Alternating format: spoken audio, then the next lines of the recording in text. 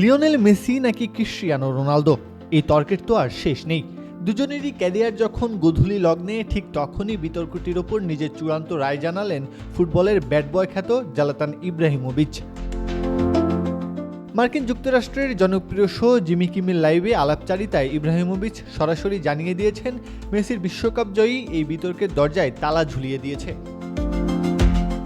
2022 সালের কাতার বিশ্বকাপ জয় ছিল লিওনেল মেসির দীর্ঘদিনের লালিত স্বপ্নের বাস্তবায়ন। ইব্রাহিমোভিচের মতে এটাই ছিল সেই মাহেন্দ্রক্ষণ যা তাকে অন্য উচ্চতায় নিয়ে গেছে। Cool body spray, long lasting fragrance. Swedish এই কিংবদন্তি বলেন, ফুটবলে সাধারণত প্রতি সপ্তাহে চুলচেরা বিশ্লেষণ হয় কার পারফরমেন্স কতটা উজ্জ্বল ছিল, কিন্তু কাতারে বিশ্বকাপ ট্রফি উঁচিয়ে ধরার পর মেসি যে উচ্চতায় নিজেকে নিয়ে গেছেন তাতে আর কোনো বিতর্কের অবকাশ থাকে না। তিনি দরজাটি চিরতরে বন্ধ করে দিয়েছেন। অন্যদিকে ক্রিস্টিয়ানো রোনালদো ট্রফি ক্যাবিনেটে বিশ্বজয়ের 7টি এখন অধরা। পর্তুগালের হয়ে 3টি বড় শিরোপা জিতেও CR7 তার শেষ বিশ্বকাপে সেই আক্ষেপ ঘোচানোর চূড়ান্ত প্রস্তুতি নিচ্ছেন।